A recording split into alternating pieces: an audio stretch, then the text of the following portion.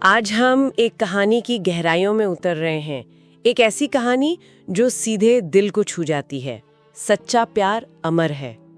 ये wisdom Kedari podcast से ली गई एक भारतीय गांव की कहानी है। हाँ बिल्कुल, इसमें प्यार है, त्याग है और है वक्त की कसौटी पर खरा उतरने वाला एक रिश्ता। कहानी के किरदारों की बात करें तो अंजलि है एक आम सी लड़की जिसकी आंखों में ढेर सारे सपने हैं। और दूसरी तरफ है रोहन, गांव के सबसे अमीर परिवार का लड़का, लेकिन उतना ही नर्म दिल। तो आज हमारी इस चर्चा का मकसद यही है कि हम इस कहानी के जो जज्बाती उतार चढ़ाव हैं, किरदारों के जो संघर्ष हैं, हाँ, और उनके प्यार का वो गहरा संदेश, उसे महसूस करें। देखें कि कैसे उनका प्यार रुकावटों के बावजूद जिंदा रहता है। चलिए तो फिर शुरुआत करते हैं उनकी पहली मुलाकात से। सोचिए, गांव का वो बाजार, थोड़ी चहल पहल, और वहीं पहली बार उनकी नजरें मिलती हैं। अंजलि और रोहन की एक पल की खामोशी, एक मासूम सी मुस्कान, और बस जैसे कुछ बदल सा गया है ना, एक अनकहा सा आकर्षण वहीं पनपने लगता है। बिल्कुल। और यहाँ एक खास बात है शायद, क्या कि उनके बीच इतना सामाजिक फर्क होने के बावजूद वो खिंचाव कितना स्वाभाविक था, एकदम सरल। सही कहा। ये दिखाता है कि रिश्तों की मजबूती कभी कभी दिखावे या हैसियत में नहीं होती, बल्कि दिलों के सच्चे सादे जुड़ाव में होती है। मतलब वो फीलिंग असली थी।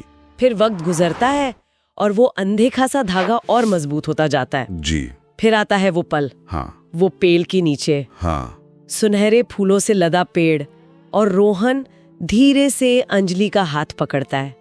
उसकी आवाज में हल्की सी कपकपाहट है।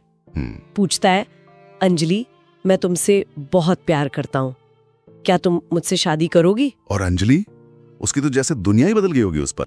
भीगी पलकें और होंठों पर हाँ, एक वादा जो हमेशा के लिए जैसे मोहर बन गया। लेकिन अक्सर खुशियों को नजर लग जाती है ना। बिल्कुल। रोहन के घर जैसे तूफान आ गया। उसके माँ बाप का गुस्सा आसमान पर रहेगी। रोहन ने बहुत कोशिश की समझाने की, अंजलि की अच्छाई बताई, पर सब बेकार। दीवारें पत्थर की हो गई थी जैसे। यहाँ वो कश्मकश दिखती है, समाज का दबाव, परिवार की उम्मीदें, और दूसरी तरफ दो लोगों की अपनी खुशी। हाँ, लेकिन ये शायद रोहन के लिए भी एक तरह का इम्तिहान था। उसे खुद के पैरों पर खड़ा होने की तरफ धकेल रहा था ये सब। अंजलि ये सब देख रही थी, रोहन को अपने और परिवार के बीच पिसते हुए। उसका दिल दुखता था, जाहिर है। और फिर उसने हिम्मत करके भारी मन से रोहन से कहा, शायद हमें अलग हो जाना चाहिए। मैं तुम्हारे और तुम्हारे माँ बाप के बीच इस कड़वाहट की वजह नहीं बनना चाहती। आंसू थे, दुख था, दो दिल टूट रहे थे। पर इस फैसले में भी अंजलि का प्यार ही झलकता है ना, एक तरह का त्याग अपने प्यार की भलाई के लिए। बिल्कुल। पर क्या ये सिर्फ त्याग था या कहीं ना कहीं समाज के दबाव का भी असर था? ये सोचने वाली बात है। हाँ, ये जटिल है। फिर साल गुजर गए। रोहन मुंबई चला गया, बहुत मेहनत की, अपनी जगह बनाई, पर अंजलि को भूला नहीं। वो यादें तो साथ रही होंगी, शायद कुछ खत भी लिखे होंगे। हाँ, हो सकता है। एक हल्का सा धागा उन्हें जोड़े रखता है। फिर एक दिन गांव से खबर आती है, अंजलि के पिता, उनकी तबीयत बहुत खराब है, घर की हालत भी ठीक नहीं। और ठीक उसी वक्त रोहन वापस आता है। हाँ, लेकिन अब वो पहले वाला रोहन नहीं है। वो ज्यादा मजबूत है, तजुर्बेकार है।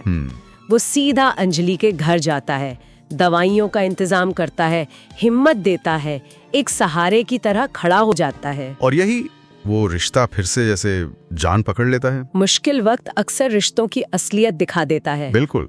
वो दूरी, वो खामोशी, सब मिट सी गई। उस पुरानी नींव को इस मुश्किल ने और मजबूत कर दिया। हाँ।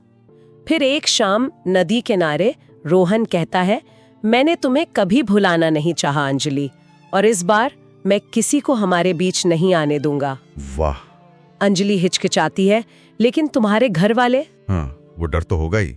पर रोहन मुस्कुराता है, कहता है, मैंने अपनी दुनिया खुद बनाई है, मुझे अब किसी की इजाजत नहीं चाहिए, बस तुम्हारा साथ चाहिए। ये हुई ना बात।